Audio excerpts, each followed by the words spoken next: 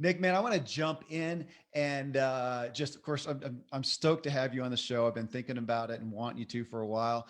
But kind of as an intro, what do you think to your following, to your audience, to your peers, everybody out there? What are you most known for?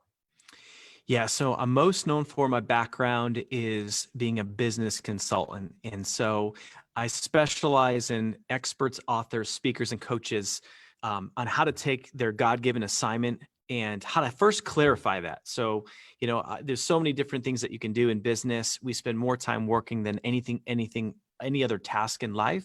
Yeah. So if we can get that in alignment with what God has for you, and if we can have total clarity in a plan and an action step guide, then how can you go and build that business? And so my focus from there is one is clarity, because clarity is power. And then the second thing is really well known for online marketing, owning and selling a digital agency and doing a lot of things with online marketing. And so I help people take that passion, that assignment, and then turn it into a business online where it's fun, it's amazing, you're making an impact, making a difference, and making a good living too. So Well, and I'm going to get into kind of your story of how you got to where you are today. But again, just to give people a snapshot of where you are today, give me kind of a scope of your business. Here's the business, here's the main face of the business as far as your where you're directing people to, where they go, and where you create the majority of your revenue.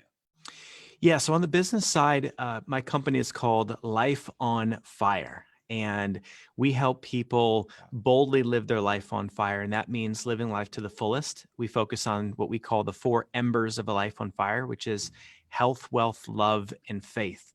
And so where we spend the most of our time is we'll do free online challenges, and they're all very outcome focused, very specific. So we've got one, on your God-given assignment and clarity and vision and goals, the Life on Fire challenge. We also, have online how to build your business online challenges.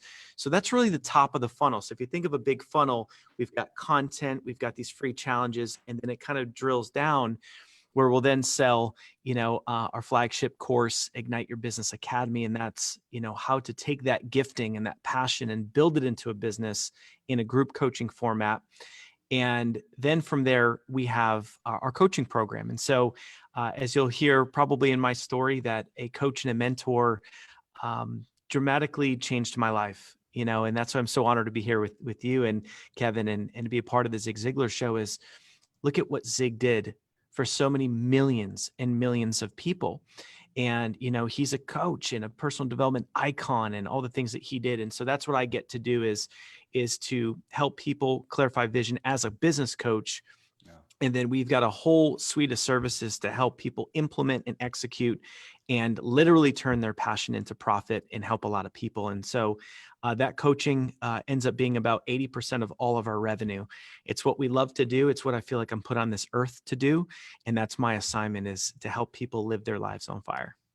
Well, when you talk about that as a business methodology, that your challenges, you and I talked about that a couple weeks ago, and I want to get into, okay, what is that? How do you make money with that? But I do want to go back, and as everybody always wants to know, how do you get to this point? Where do you start? Because we often do that. Hey, I was, in a gutter and life was terrible, and now I'm, in a mansion, whatever. And well, how did that happen? Where was that? And you've got such an incredible story. So kind of take us back to the beginning of this trajectory, or what got you into it?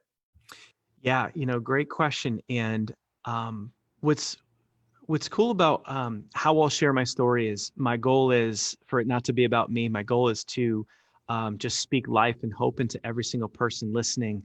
And so for me, I'm going to go all the way back to when I was a kid, right? So for all of us, when we were children, from 0 to 7 years old is the imprint period. And so many of our belief systems have been imprinted upon us from our environment and our parents, right? So for me as a kid, what I watched my father, who is, an honorable man. He's my best friend. And I watched him work so hard for a company that did not treat him very good. and he sacrificed so much, so he wasn't able to get to my games as a kid playing sports. He wasn't able to, to be at everything. And we all can, if you have kids, maybe you can relate, or if you just, we've all been kids. But there's one thing that kids want, which is time. I've got a mentor that says you spell love, kids spell love, Time, right? And I have two littles now. I've got a 2.5 and a 3.5-year-old, and all they want is daddy's time, mommy's time. So I didn't have a whole lot of that as a kid, and I never understood it, right? I just didn't get it. Now I do. Now I see he was, out working hard and providing. But the thing was, it was just always something that I wanted to figure out. I always wanted to be an entrepreneur. I wanted to be different. I didn't want to have a job that I didn't love. And that was one of the biggest foundational principles is I realized from an early age is that, gosh, we spend so much time working. I want to find something that lights me up. I want you to find, what lights you up, right? For everyone listening. And some of you may be doing it, but if not, I want to bring that alignment. So from that as a kid, I just was on this mission that I was going to be an entrepreneur. I was going to find a way to find my passion and find my purpose. And so what happened was, I went to college and, got a degree in business. And my freshman year, I got into network marketing. And so, I just was like, oh my gosh, I thought I found this gold mine, right? Like, and I'm talking to my parents, I'm talking to everybody. I'm like, I found it. I found my purpose. I found the vehicle to create financial freedom and help people, and I was met with, just as you can imagine, so many people come back, oh, it's a pyramid scam and all this different stuff, and just all the doubters and haters, but I really grabbed onto it. And so that was my first, experience what in was business. What was the company? It was a company called Excel Communications. Yeah. So Excel, they were a $2 billion company because telecom got deregulated and opened up this huge market. And so, it was an amazing company. The problem was when I got into it, cell phones were just starting to come out, and we were selling long distance and local service. So my product really wasn't great. The opportunity was cool, but the product wasn't great. And so I ended up doing well. I ended up breaking a record in the company and getting promoted. It wasn't easy. Every single person I talked to that I knew up to 20, I was 20 years old at that time. Every person that I talked to literally said no. Not one person said, this is a good idea. Let's do it. And I made this decision. I said, you know what? I've got this upline mentor guy, he doesn't have an alarm clock. And I, would see that he was the only dad at the bus stop for his little daughter, his little girl. And he was the only daddy at dance class. And that's what he would say. And so that lifestyle is what I was craving. And I just decided I was going to tear through books. I was going to learn personal development and create some calloused skin and go for it. And I was going to ask, where did you learn the sales to take every response as a no and then break a record? So there was a couple of network marketing books that I tore through and just kind of self-taught on that. Yeah. There was, Zig Ziglar and the sales side, closing deals. I learned some on that side, and I adopted a mentality to prove people wrong. And that became a really powerful fuel for me. And because I was very big on the declaration, I would tell people around me that, but when we graduate college, I'm going to have this M3 BMW, and I created this Future Millionaires Club in college, and I'm like all in on it. And so what happened was every time that you make a declaration and you speak out your vision, you're inflating hope. You're inflating, it's like this, it's like an invisible balloon that gets bigger and bigger and bigger. It's inflating belief into you. So every single person that you tell, you're building your belief, and every person that you tell, you're creating accountability, because the more people I told, I could not fail because it would be humiliating, and the more people that I told, the more resources I attracted. People said, oh, you got to read this book. Oh, you got to go to this seminar. And so I kept telling it more and more people, and ended up figuring it out, learned how to network, learned how to add value, and, ended up getting this regional director position. And it was awesome. I got the M3 BMW. The big financial mistake I made was I leased it. My mentor was like, hey, when you're making $1,000 a month, get a car that's, or when you're making $1,000 a week, get a car that's $1,000 a month. Very bad plan. $4,000 a month does not justify $1,000 lease payment. Plus my No. insurance was $450. So as, I'm sure some people might guess, it ended in a little bit of a disaster. Yeah. I turned down jobs out of college. My parents were just out of their minds. Like, I can't believe my son is doing this. Like, he's out of control. And sure enough, the company unexpectedly files for bankruptcy 6 months after I graduate. That was a really hard knock situation because I had high expenses, no income. It's not easy to go find a job when you're like, yeah, I've been doing this network marketing thing. Yeah. So, that led me to jumping into other network marketing companies. And I mean, I was just trying to find my way. So I'll kind of fast forward through some failures, but I went from that company to Shackley and selling vitamins. I got into real estate, and then the market crashed. So I get into real estate in the summer of 07 and move across the country for this project. The whole economy implodes. Yeah. And again, I'm on the wrong side of timing. I'm on the wrong side, the worst timing possible. And I kept finding myself in this, pile of ashes from an industry that collapsed or a company that went bankrupt. And I had a couple minor wins, but the reality was I went business to business to business to business. I was the guy, if anyone's ever heard of BNI, it's a networking group. Yep. I was the guy that one week I had a hat on and I'm like, I'm a realtor. One week I was a mortgage guy. One week I was an MLM. One week, I had tried so many different things. And I'll never forget my mother saying to me, she said, Nick, there is no get rich quick scheme. You've got to put in the work, and you've got to, it's going to take time. It's going to take patience. And, as a young kid, I wanted everything now. Right. The one thing that I would say that was helpful is that, in pursuit of your purpose, there's always going to leave clues, right? And so when one company would fail and I'd go to the next, it was all building up who I am. It was building up, tough skin. It was learning skills. And, from that, I was always getting one step closer. So I was always taking it in stride until. Hey, I want, well, yeah. Right there, because I said this so often, and I want to bring it out again. I referenced a guy, Franz Johansson. He wrote the book, The Medici Effect. And what stuck out in that book is he was talking about entrepreneurs and kind of dispelling the myth that there's something special, there's something unique, there's something brilliant. And he says in his studies, most of them are just willing to try more things, period. And 100%. And like you said, and then trying the things, it's the best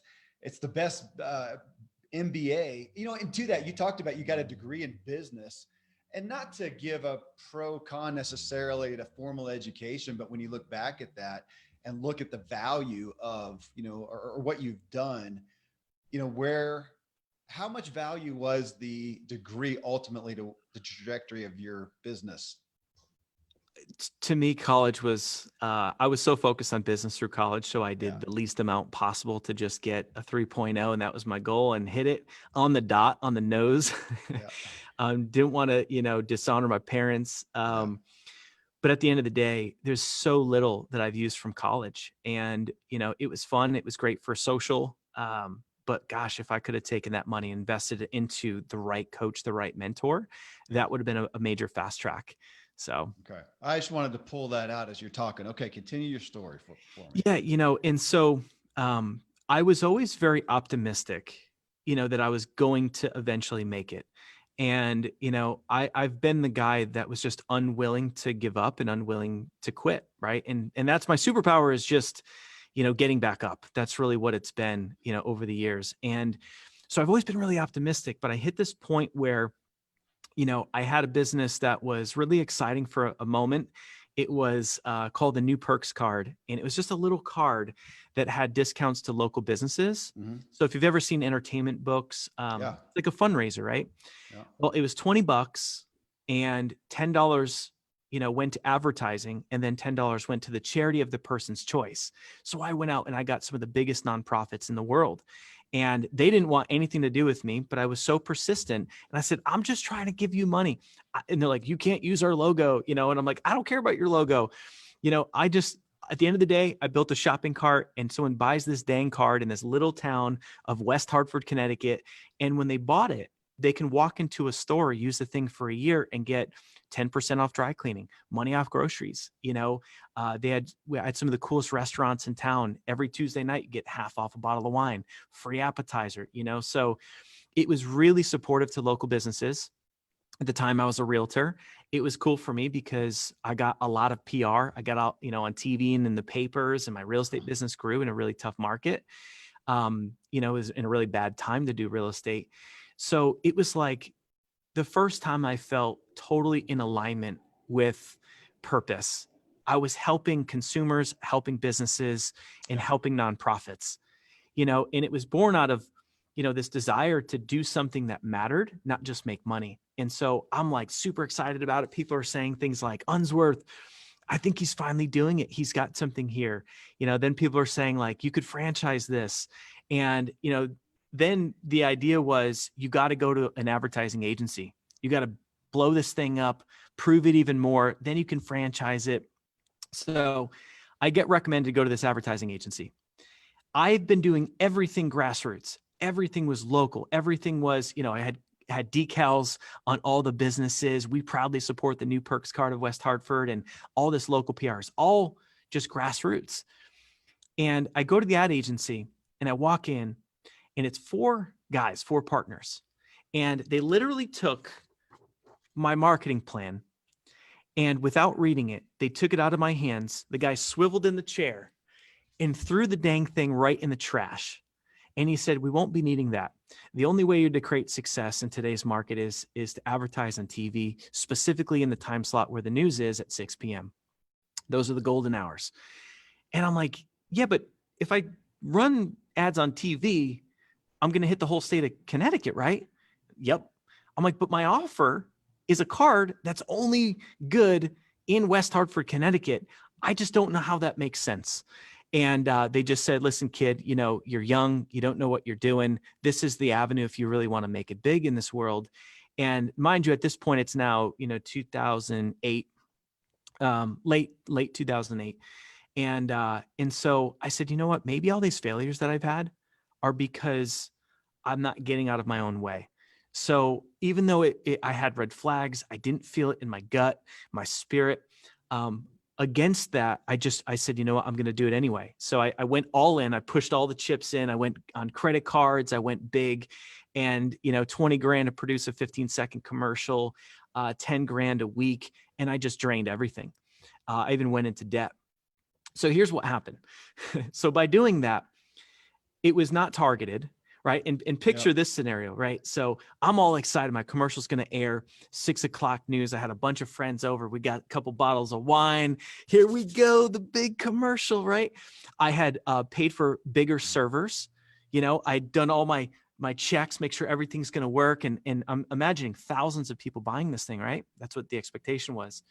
So, news is on. Commercial airs 15 seconds. It's an animation of a card, talking about giving money to charity and helping local businesses and helping consumers. It's a flash in the pan. It's 15 seconds.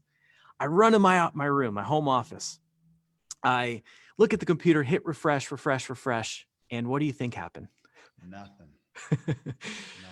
I'm picturing thousands, if not thousands, at least hundreds, and refreshing. It's nothing.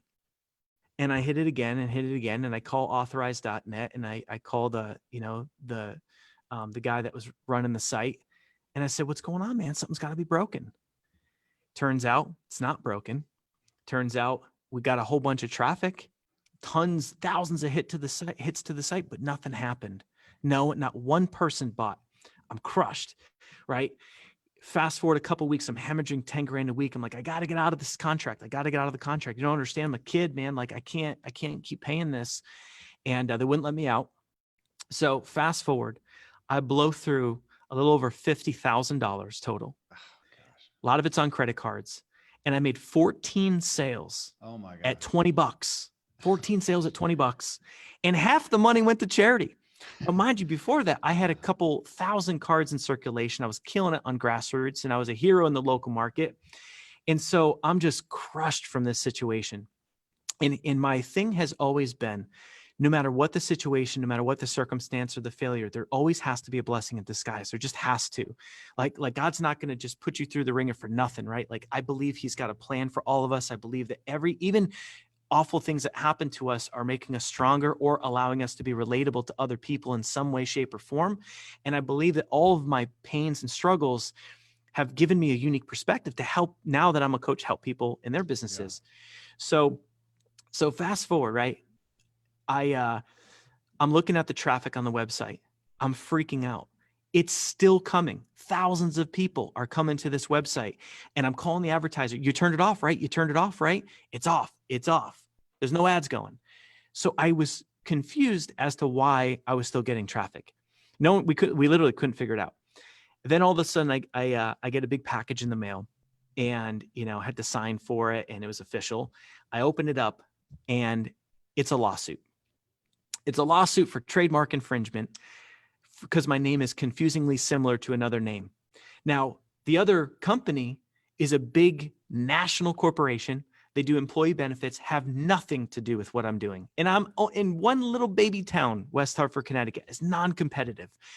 And they came at me so hard, and they asked us to talk to my legal team. And I said, legal team, you're talking to them. I don't have a legal team. I'm in debt. This is something to help charities, man. And the attorneys just went hard. They actually ended up like feeling for me, and they were apologizing on behalf of their client. And because I admitted I had a couple thousand cards in circulation, they wanted to sue for damages, $1,000 per card. Long story short is I was able to just turn over my domains, turn everything over, get out from under it without, coming out of pocket even more money. And the problem is, what stunk was I had an attorney do a name search for me, and I didn't pay the guy. He did it for free because he was my real estate attorney. Yeah. And so I even tried to cover my butt on that, and I still got burned. So after that, I'm now like just devastated. But here's the thing again, what's the blessing in disguise? I go back and I'm like, I say to the attorney, why? How do you even know my name? Like, how do you even know or care about me? And you know what the answer was? The answer was, it's because you're taking money out of our pocket. And I said, how's that possible? They said, because you're outranking us on Google. So Google's algorithm was pretty basic before, right? So all the TV traffic made Google think that my website was relevant. So on a national basis, man, I'm at the top of Google, getting thousands and thousands and thousands of unique people taking away their traffic. And so here I am, the only person in the world trying to figure out, how do I get off of Google? Like, I don't want it. I don't need it. Yeah. My offer wasn't relevant. So that crushed me. And it put me into a really dark place. For the first time, I started second guessing everything. Yeah. I started, people around me were saying things like, man, you should be more like your brother. Go get a job. Nick, this is your 11th failure. You're a failure, right? Like, they don't get the entrepreneurial journey. And so I had parents, everyone was just saying, you got to give it up, man. You're at this point, you're 28 years old. Your friends are buying houses. Your friends are getting married. Your friends are having kids. When are you going to grow up? And so my health started to go. I hit about 213 pounds, and, the doctors literally thought I was going to have a heart attack. So I had to wear a mobile EKG unit, those little suction cups on my chest, in a pack on my belt to monitor my heart. That's how much stress I was under. How am I going to pay my bills? How am I going to get out of this mess? I can't get a job, so that's how dark it got. I had moments, I even had suicidal moments. I was drinking a lot. I was just trying to escape, and it was really, really bad, really dark. And all of a sudden, my mom, this is a big turning point. So, yeah. The big turning point was my mom hands me a book. It's a book called The Secret. A lot of Christians kind of give it some flack. At the end of the day, the book has Bible verses in it. And that book, I read it in one sitting, and I realized that I'm in control of my destiny. I'm in control of my thoughts. And as a result, I'm in control of my future, and I get to write my own story. And that's for all of us. We get to do that, And so That book inspired me to give it one last chance. That book inspired me to rekindle my dream, which was to sell a company before 30. It inspired boldness, and it inspired my faith. So I read that book and I say, God, if you're real, I'm going to need a miracle. So dude, I write a letter to myself as a visualization of what my life will look like on my 30th birthday when I wake up.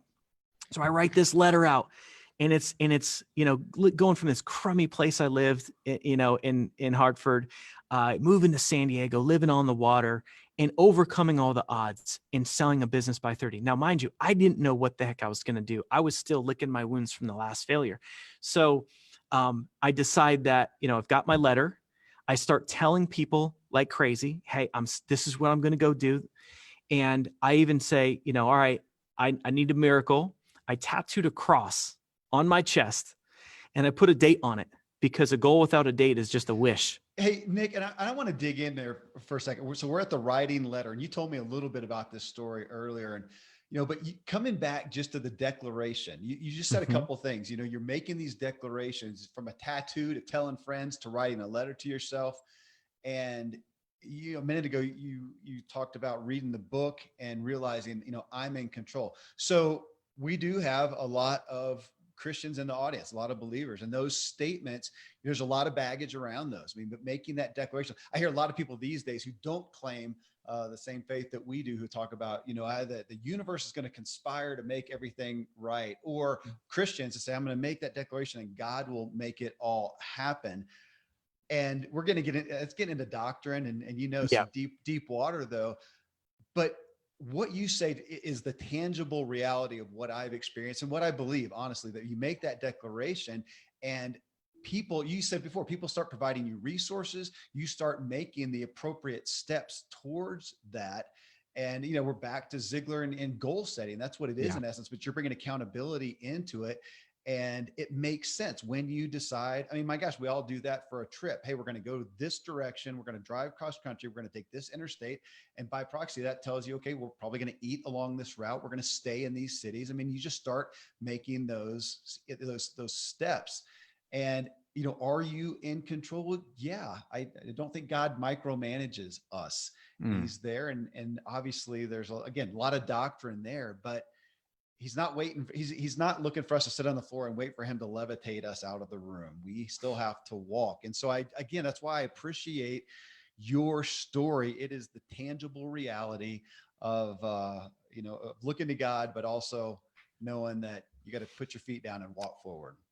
Absolutely. And, on the declaration side, it doesn't even have to have any faith context, which is a great thing. It's, if you are a believer in whatever that is, that's great, because you can pray on it.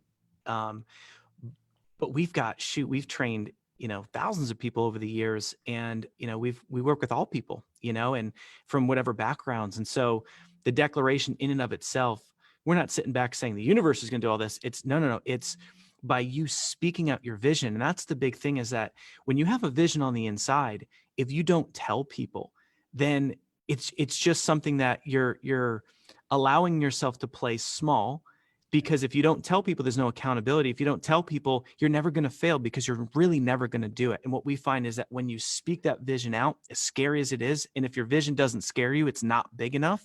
So for me to speak out, I'm going to sell a company in 2 years, I had no clue of this 3-letter word that everyone gets stuck on, which is the how. I had no clue what the how was. The only thing I knew is I had a vision and I had a deadline. And then I burned the boats, meaning I didn't give myself any room to fail. I with the tattoo with the flipping date on it, I knew that I'm either going to hit this, or I'm going to have to explain what this stuff is that's written backwards so I can read it in the mirror. But if you looked at me, Kevin, you'd be like, dude, what's that gibberish? But I could read it, and I'm like, I don't want to explain that to my kids one day when I have them, that I failed. So I'm like, no matter what, I'm going to do it. I'm going to burn the boats. There's no backup plan. And so when I did that and I started telling everybody, that's the cool part about the declaration, as you were mentioning, is it attracts resources. So here's what happened. People came back to me and said, Nick, because before I was never super clear in my vision. I was always floundering and trying stuff. but I'd never been this bold. And so they said, hey, if you're going to sell a company, you got to go hire this guy named Eben Pagan. He's your guy, and he's the mentor that you need. And so I had no clue who he was. I didn't know what a mastermind even meant, but I got that from like 6 or 7 different people. And so I find him online, and I find this video where I feel like he's talking to me personally, and he's explaining what he's going to do. And it's a mastermind. And so the problem is it's $5,000. I didn't have anything. I didn't have room on credit cards. I wasn't sure how I was going to pay my bills the next month. But I knew in my gut, this was my guy. And I also knew that I had been doing everything alone. And that's one of the biggest traps as an entrepreneur is we do things alone. We lone wolf it. And I never really had a great mentor or great coach, that had my back. And so I ended up getting resourceful. As Tony Robbins says, it's not about your resources, it's about your ability to become resourceful. So I get a friend to go in halves. I call up my Discover card relentlessly and asked them for more room on the card. I'm like, I'm 28 years old. I've been with you for 10 years. I've never been late on a payment in my life. I need a little bit more room, and then I'm going to be able to pay you back. Mm-hmm. They said, no, until finally I kept escalating to to the managers and the managers. Finally, they bumped it. And I was so broke, man. I had to fly across the country too, to get to this thing. I was so broke. I had to bring protein mix in a sandwich bag. So if you're not rolling to events, and not sure how you're going to eat, then you're in a better place than I was. And so I would literally have a bag, and I'd take the hotel cup, and people would go do lunch together, and I'd run to my room. And you know what I did? I put a smile on my face, and I said, this is the event that's going to change everything. Anybody that invests in themselves, I always tell our clients, like, make the decision that you're going to be a top success story. I was declaring that on a testimonial video. I said, Eben, if you ever see this, man, I'm going to be your #1 success story. And I was speaking what I wanted. My mind wanted me to speak despair. It wanted me to speak debt and all this garbage. But I realized that I have to speak life into my vision. I keep inflating that vision. And so at that event, here's what happened. And I believe this is a lesson for everybody, is that I learned that my whole story leaves clues. Your story leaves clues. And so the fact that I kept failing, what Eben saw, it's like a coach can see something that you can't see, right? So I always like to describe it like a mason jar. If we just picture that we're all inside of like a mason jar, like a pickle jar, the coach can see the label on the outside, but when you're inside the jar, it just looks white. You don't know what it says. And he heard my story, and he looked at me and said, Nick, the thread of your life as an entrepreneur is you've never been good at marketing. The company that failed because the TV commercials were broad and not targeted. Why don't you take that and turn it into your purpose and be on a mission to help local businesses actually profit from advertising instead of failing? Because print and TV and radio were dying in those days, right? And I'm like, aha, okay, what do I do? He goes, go be a Facebook marketing expert. Now, 2010, that's brand new. No one even knows what that means. So I come back from the event, and I said, Mom and Dad, I'm going to be a Facebook marketing expert. I tell my ex-girlfriend of 7 years at the time, I'm going to be a Facebook marketing expert. You know what they said? And other people said, but Nick, you're not even on Facebook. Like, dude, you're not even on Facebook. This is the worst idea you've had yet. And this is something that we all face as entrepreneurs, the imposter syndrome. I'm not good enough, right? Who am I to be an expert? And I said, you know what? I'm going to learn this business. I'm going to do work for people for free. And I'm going to prove my value, and then I'm going to grow from there. And that's what I did. I did stuff for free. I call it the anchor client strategy. Once I knew what I was doing, I went back to Eben. I went back to influencers. I got an anchor client, someone of influence. I started running their ads. As soon as I became cool, because I was the guy running ads for all the big names, everyone wanted to work with me. My pricing went up. So all of a sudden I went from this major struggle to now I'm like multiple 6 figures. I'm getting out of debt. And it's just, it's literally everything that I had written in the letter. Now, the letter didn't describe Facebook. The letter didn't describe the how. I just knew where I was going. And so when I would have a hard day, I'd read the letter. When I get knocked down, I'd read the letter. And so I built success with it, started growing. I started getting speaking engagements, and crazy things started happening. But people would still come back and say, all right, man, looks like you're doing good, but how are you going to sell the business? You turn 30 in 45 days, 60, people were saying that, like, how's that tattoo going to treat you? And you know what I kept doing?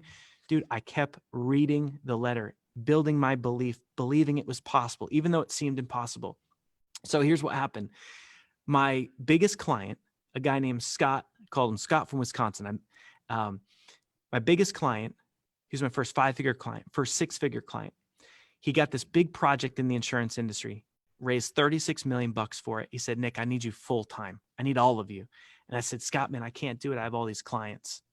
I can't just put all my eggs in one basket. I don't have the bandwidth. I don't have the time. And he said the magic words, why don't I just buy your business? Man, I dropped to my knees and I just started crying, dude. I started weeping. It's unreal. And I literally, I put the phone down and I was just crying, because it was like, I had been through so much pain for so many years and I never knew how it was going to happen. And here's a guy that I knew. I never thought he would be the guy that would buy the business. And you know what's nuts is that, guess where I met the guy? I met him at the mastermind that I borrowed money to get to, that I never would have known of if I didn't declare my vision. Yeah. And so now, mind you, he now knows I have this tattoo. He knows he got a bargain buying my business. He had a mergers and acquisitions team that did Best Buy and Geek Squad. Like, imagine that, up against little old me. Well, I got my butt kicked in the negotiations. It did close before I turned 30. I made a few bucks. It was really cool. From that situation, I achieved this big milestone, right? I achieved my letter. So this is where, you could look at it and say, okay, good for this guy, right? He did it. He achieved this big dream, this big vision. It was cool. Here's the problem. In my letter, I did not write about love. In my letter, I didn't write about my health. In my letter, I didn't write about fun. So I had inadvertently built my life to be kind of like my dad's. Now, I loved what I was doing, but I had inadvertently found myself working like a mad dog. I found myself, once, my company got acquired, that I was now basically an employee. I had to work for 2 years to do this thing called an earnout. I didn't know what that meant. And I moved to San Diego. I got the place on the beach. I did all the things in my letter, but the problem was I had nobody to enjoy it with. And what's interesting, from the beginning of your story, you've talked a couple of times about your initial motive to be an entrepreneur was you didn't want to be like your dad. You wanted the freedom, to be with kids. And a minute ago, you mentioned kids again, and what an interesting, consistent motive that which is that's my shtick there is, the motive is everything. Without that, nothing's going to happen. You had that motive, and yet what you did, was not, had really no direction to support that specifically. That's interesting. Yeah. And it was more financially motivated, and it wasn't balanced. And so when I got to San Diego, didn't have any friends out here, didn't have love. And I found myself literally drinking a beer on my balcony and looking over Sail Bay in Pacific Beach, San Diego.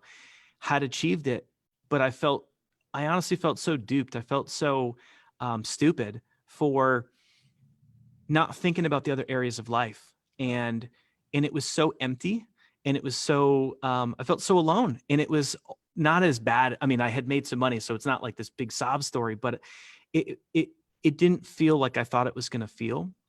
And that's when I realized that business it's about being in alignment and purpose and helping people, which I had been doing. I was helping people, but man, that's where I came to the stance of it's health, wealth, love, and faith, and life is so much more than just making money, and so much more than just a business. And so from that, I said, if I got a mentor and it worked once and it got me here, now I need a mentor that's going to help me put the whole thing back, put my whole life together. Hey, on the mentor, I don't want to forget too, that Evan Pagan, folks listening, we had him on the show. Nice. I never even told you that. It's been a while ago. It was episode 567. So it was at the request or the advocacy of Mark Tim. Actually, he says, man, this guy, Evan Pagan. And when he told me that, it was just probably a year ago or so, back in like late 90s, 99, 2000, I was involved in a business, and Evan Pagan was a part of a business that we did some stuff with. So I knew the guy's name. So it's just so great to hear the testimony and fruition that you're sharing from him. So there's the first mentor. So now you're to another mentor. Yeah. And now at this point, it's like, I needed someone to help. I figured if coaching worked once, I need the right coach to help me, live a balanced life and now, but also figure out what I was going to do, because I wasn't happy, working on this insurance project, and I wasn't happy doing the earnout. I mean, I was flying to Minnesota almost every weekend because that's where their office was. And so I'm like, this is no way to live. I can't even enjoy San Diego. I can't even make friends, and I can't even date because of what has happened. So I ended up creating space. Sometimes we've got to let go of something, to open up another door. And I walked away from the second year of the earnout. I walked away from a bunch of money I was supposed to make. And I said, I'd rather, struggle financially and be happy than have money and be miserable. And so I walked away from it. I ended up finding a coach, and it was the same process. It was looking at my story and looking at where I was at. And she asked me a question I'll never forget. She says, Nick, what's your stance? She said, what pisses you off? And I shared, what my stance and what pisses me off is that people become entrepreneurs to live this fancy, lavish lifestyle and have all this time freedom and financial freedom. But the reality is we build cages, we build jails for ourselves, we build self-employment businesses that offer less freedom than a job, because we are our worst critic and we're harder on ourselves than a boss would be. And there's no regulations to treat ourselves nice, and, Right. and I'm like, I want to help people. I want to take all my pain, all of the things I've learned, all of my expertise in marketing, and I want to help people to know the truth. Because my stance was, I didn't like that gurus would sell a bunch of stuff and charge people a bunch of money and not give them what they need. So I'm like, I'm going to build something that is going to, create success stories. I'm going to build a coaching company that we're going to go the extra mile. We're going to do our courses live. We're going to, do hands-on coaching where most people don't want to touch it because it's a lot of work. And so, so she actually helped me name Life on Fire, and it's about the journey, not the destination. We came up with the embers, and it was really wild because at that point in my life, I believed in God, but I wasn't actively, it wasn't a big part of my life. Yeah. And, but I knew from that moment, I start Life on Fire. I'm like, cool, this feels like me. This is my whole life story wrapped into 3 words, Life on Fire. And so I was really excited about it. Came out of the gate kicking butt as a coach, helping people. And then it was like, well, shoot, I need love, because this company's really cool. We're doing these fun events. It's super exciting. But I'm like, I need someone to do it with me. And my dream was to have, for my wife to be in business with me for years. I always wanted to have a partner in life and in business. So what do you think I did, man? I went out, I wrote my letter. I wrote in vivid detail to the color of her hair, all the way down to she was going to help me grow my faith. I didn't even know what that meant, but I allowed me to just, it's like, if you believe in God, allow the Spirit to flow as you're writing this thing out. And I wrote it as if I achieved it, and I put a deadline. So I'm at my coach's event. I'm in front of 350 people, and I read my letter and declare in front of 350 people. And I said, this time next year, when I come back to this event, I will be bringing my fiance. I will be bringing the woman I'm engaged to. And let me just tell you about her. And I read my letter. Now, I get off the stage. People are asking me, is she here? She sounds awesome. I'm like, no. That was a letter of who I'm going to meet. They're like, well, you must be dating her, right? I'm like, no, I'm going to meet her. And they're like, but you said you're going to be engaged in a year. And I'm like, yeah, I'm going to meet her in the year. But but what if you don't meet somebody in a year? And I said, well, I have to. And I said, that's what I'm going to choose to believe. I can choose to believe it's never going to happen. I can choose to settle, or I can choose that I'm going to meet the woman of my dreams, my soulmate, in the next year. And Parkinson's law is your task is going to expand or contract based around your deadline. Yeah. So I don't want, at that point I was, 30, 31. And I'm like, I don't want to wait. So from that letter, I then, do some work with another coach, a resource up to get, to work through some of just my relational stuff and clear some baggage, that kind of stuff. And sure enough, I end up meeting her through just a unbelievable scenario. I picked up my phone and Tinder was open, the dating app. I literally knew from a picture that that's the person that I had been believing for and reading in my letter. I've, you know, had such a peace. I literally knew that she would be my wife, most beautiful woman I've ever seen. And all the things I wrote in the letter were happening. And so fast forward, I meet her and I'm just trying to like, do whatever I can to, to kind of move, to date her and to get to know her. And so she was super busy. So sure enough, the only way that I could get to see her was our first date, which wasn't really a date, was going to church with her. That's how you know this is a God story and a miracle, because it's like I was a little bit of a party animal. I had never done a first date at church. And I go to this church. I've never seen anything like it. It's non-denominational, worship music, band.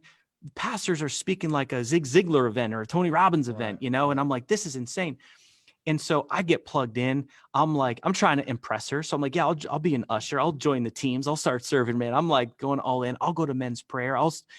And here's what happened.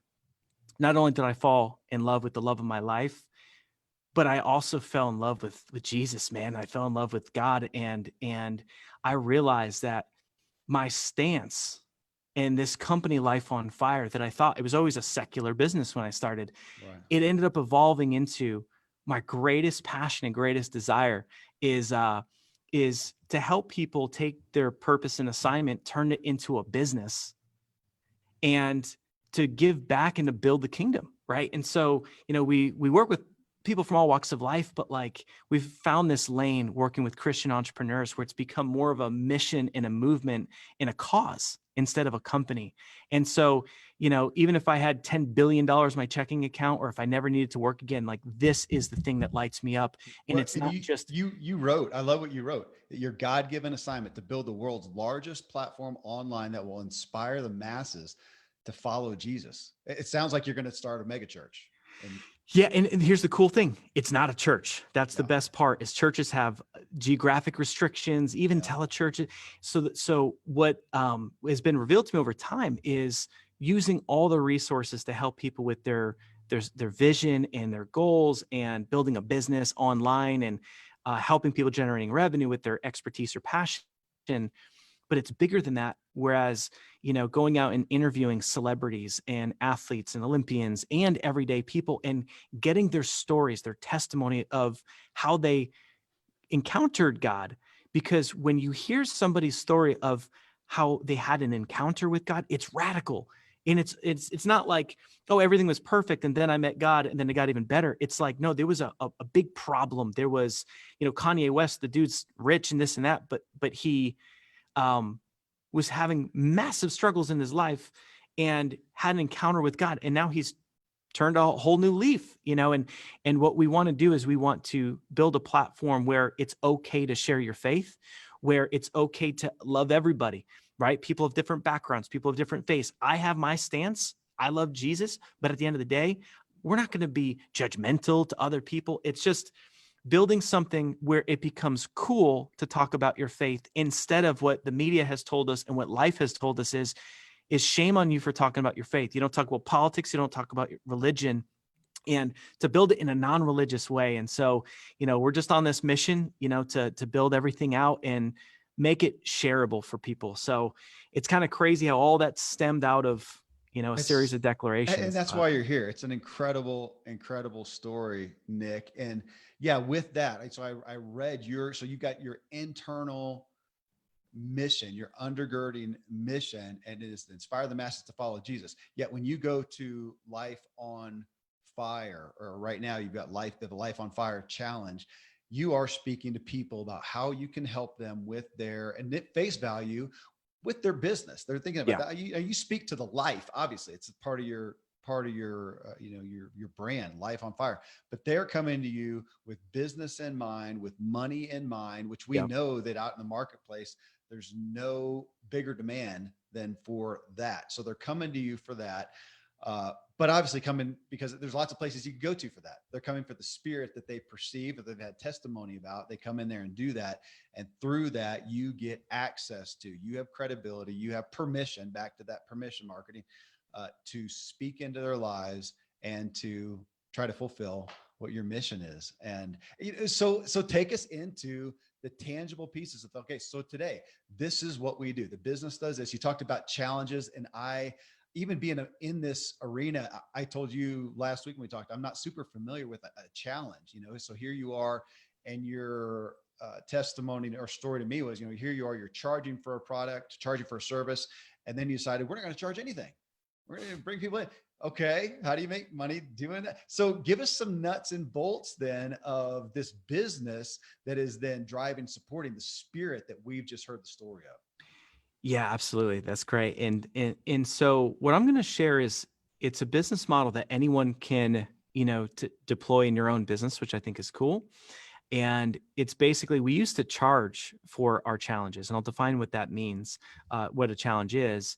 But basically realize that if we just give it for free, we can give first, we can add value first, we can help people get a result first. And then if they want to do more with us, that's great. That's awesome. But it's non-salesy, non-pushy. It's more of an attraction marketing as opposed to feeling like you have to sell. So as an example, our Life on Fire challenge, just lifeonfirechallenge.com, it's completely free. It's 7 live sessions, and these live sessions are delivered over Zoom.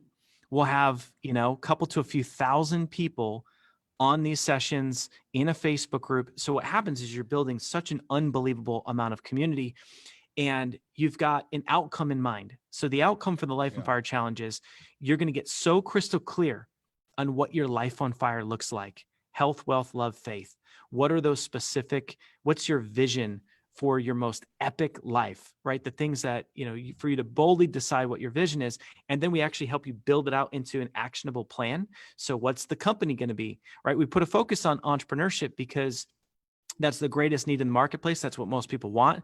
It's kind of like we give people what they want. And as they get to know us, we weave in, the other areas of life. We weave in, mindset and all this other stuff that they need. And so the outcome is, and let's speak it for people, because as a business guy, I know this, and I am so prone to violate it, especially when I have an idealistic goal out here. But what you just said is we give them what they want so that we can give them what they need. And, in my own story, I tanked a business by trying to force what I thought they needed down their throats. And it doesn't work that way in the marketplace. So you're doing, best business practices on giving them what they want so you can give them what they need. And I also want to just pull out, you mentioned, hey, so we go out there and we get thousands of people. That from a marketing standpoint, back to your story of, okay, marketing and Facebook, you told me that you're primarily getting those people through what you're an expert at, Facebook ads, true? Absolutely. Okay. Yeah. And, and what's cool is that when you've got something that's specific and it's like, hey, you're going to get 7 live sessions with this Nick Unsworth and Megan Unsworth, who's my partner in the business. And we're both highly trained coaches. We've got, a lot of proof on the page. We've worked with, some celebrities and some cool stuff. And so we just demonstrate that, we lead with just vulnerability and authenticity. We're the good guys. We're a lot of people are out there to take, and it's just clear. It's like, hey, we're going to just give this to you. We're going to add a ton of value. All you've got to do is commit to being there live. If you can't be there live, get the replays, and then it brings them through a process. So what happens is that when somebody has a peak emotional experience during this thing, and we create that experience, in a variety of ways. We use some really cool techniques. And we have people tangibly doing things. We have people creating momentum during the process. How they win the challenge is they physically make their vision board of what they're committing to achieving. And so they'll literally physically make it, and they will actually take a picture of it and post it on social media and say, this is what I'm going to go build. This is what my vision is. And when you take a human being and you get them clear on their vision, It doesn't matter if they don't have money. It doesn't matter if they're brand new. It doesn't matter where they're at. If you have a vision, you will get over obstacles. You will find a way. You will become resourceful. So I find that vision is the most important piece of the puzzle. So when someone's clear, and they're not just clear in their head, they're clear on paper. They're clear with tangible goals. This isn't some wishy-washy law of attraction, vision board, manifestation. Heck no, there's none of that. This is tangible. I'm a realist. What are you going to go out and get? And we want you to be conservative with it. We want you to commit to it. And then we want you, so they declare it in the group, which creates accountability and attracts resources. It's optional. It's very much encouraged to go public and to do what I've done. And what many of our clients do is to share it publicly, because people will get clients from it. People will, get the resources they need to go build it. So by the end of this thing, you've got total clarity. You've got your goals. You've got a roadmap on what to do and how to do it. And what we find is that whether someone takes the next step with us or not, we have a really high success rate. And that was part of why we built it this way. We're one of the pioneers of challenges, been doing challenges for 5 years. And that, again, what you just talked about, going through the 7-part challenge, coming out with their vision board, that is what you were charging. Give me the number. You were charging X amount. And we've charged as much as $1,000 for it, because it really is like a group coaching program. We did a lot of, had a lot of clients at $497. And then recently we dropped it down to $47, and we had thousands of clients at $47. And then more recently we said, you know what, why have any obstacles? Let's just make this thing free, and let's just bless people. Let's get lots of people in, and then it becomes referable. People refer this thing like crazy. How do you deal with just the value? I mean, because the age-old issue of pricing and value that people associate to you, that somebody could say, well, gosh, if it's $1,000, I perceive the value is going to be higher. I mean, we've all had those discussions. At zero, gosh, do they actually perceive the value of it? Do you just have so many testimonials, so much credibility, you said momentum, inertia behind you, that that equates to value, even though you're not charging for it now? Yeah. And that's a great question, because, free, when people don't pay for it, they don't pay attention, and there is, when it's paid, I mean, we're talking about getting 75% plus to not just do the thing, to finish and make their vision board. And it takes time to do that, right? Yeah. So our success rate is just insane. Now with it being free, it's more like 50%. So, but here's the thing is that by it being free, we've 10x'd the amount of people that we have in. So our impact is bigger. But here's how people end up getting excited about it. In the beginning, they might come into it. They might have been on another challenge that was kind of mediocre, how it was run, but they get into ours. They quickly realize our heart. They quickly realize that we know what we're doing, and they see so much fruit. They see so much progress of the people posting, that it becomes one of these things where it pulls everyone together to want to finish. And so it's really the collective power of the community, along with, very tangible teaching that has simple action steps, so it's a process. And so, yeah, we'll get about 50% of people to actually finish and complete it. And we gamify it. We have tons of prizes, like anyone that just does it, enter to win prizes. And then how we, get customers from that is, it's a very soft offer, and just say, listen, what'd you think of the challenge? People are going nuts. Like, oh, it was amazing. Well, cool. If you want support to help you take this vision you have and go deeper, then, as you know, we're coaches. Meg and I, we're coaches. We have a team of coaches. Like, this is our passion. We have 2 levels. For $1,000, we'll go deeper, and you get a year with us in a group level, right? So it's kind of like having access to us like you did in the challenge, but for a year. Then you've got, you want to actually receive hands-on, tangible one-on-one coaching with us. Cool. There's that package. And we never are pushy about it. We just say, hey, here's what we have, because people are asking. And what happens is people are pumped because it's not pushy. They've already gotten results. So we'll have a lot of people that will jump in that group. And for the right people that are at the right stage of their business or life, that will say, I'm ready to get the right mentor. And, kind of like how I got the right mentor in my story. And it's allowed us to build, a really strong 7-figure business, and do it in a way that we've built up so many happy customers for free. And we love what we do because we're not working with the wrong people. Because if you sell people into coaching and you're pushy, then that's where you get into problems later, Yeah. if of non-payment and that kind of stuff. Whereas like we're only work with the right people. We have people apply and we vet it out, and we don't take everybody, so then our fulfillment's really fun for our private clients. Back to your story of saying you wrote out, like, especially the one where you're going to create this business in this amount of time, and here's your deadline, and you're going to sell it. And you talked about, I didn't know those three letters. How I was going Mm. to do it. But you had the what, and that's what drove you. So in essence, your business model is that you're helping them come in, you're giving them this product that you were selling, uh, to help them clarify what they want, which to me is the It's the motive. ultimate question. What do you want? What do you want? And get them clear on that. Then they're so stoked to have some clarity on what they want, which most people don't. And then it's saying, hey, if you'd like us to help you learn how to get it, is that fair? Then Yeah. here are your options. Okay. Yep. You got it. Yeah. Yep. And then is it more to a business focused offering at that point? It Building is. a business. Yeah. I would say that, 95% of our clients, it's really about, and we find that most people, what they want is they want more income. They want to Mhm. feel like they have a meaningful purpose with what they're doing.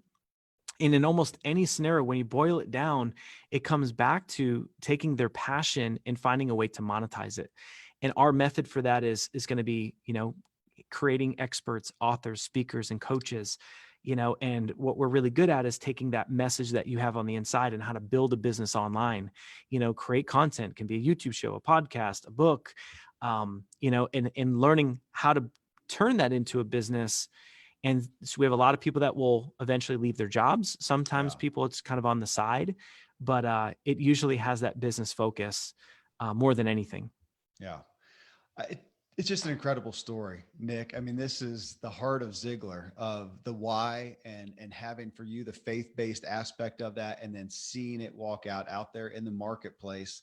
That you're doing best business practices. And of course, I'll give people, more information on lifeonfirechallenge.com. That's where they can go and connect with you. Any other specific connection points you want to give, or is that pretty much the primary? Yeah, that's great. And that's Okay. again, totally free. We'll over deliver like crazy. Yeah. You'll be a part of just an awesome process because we all do it together. It's not just a bunch of videos. We do it at the same time. So, Yeah. you can hop in for free, and then we've got one coming up, and we'll have an army of people on a mission together. Yeah. We'll get it done together. We'll lock arms together. And then, we spice it up. We've got a challenge about specifically how to build your business online. We've got a couple of different types of challenges, and we share those, we make them public, available to everybody, and help people get what they want. So Nick, thank you, man. Thank you for being willing to come here and tell the story. I don't know if there's anything as motivating and inspiring to hear the real story. And I wrote so many notes out, that I'll put in the intro, but I love that 28 years old. And the primary things is you had 11 failures, Nick, 11 failures, and yet to come from there. And this aspect of writing it out, making that declaration. I mean, what's back to, I just did a show with Tom Ziglar, and we got into talking, as we often do, about Zig Ziglar's, self-talk cards, those affirmations, how yep. powerful they are. We hear that. So many people have heard it, but the amount of people who have ever, as you know, actually done it, written something down with any clarity. And as you said, a deadline, which I would be nowhere without a deadline. That is my magic wand right there, is the deadline. Otherwise, it just doesn't happen. So I have to artificially, like that, I have to manifest those deadlines, put them down there, being accountable. It's just such a great, solid message, man. Thank you for taking the time, for sharing your heart. And I am grateful for what you're doing out there in the world and in the marketplace. We need more of it, Nick. Thanks, brother. Man, you're so welcome. And I'm so grateful to be on the show. So thank you, brother. Absolutely.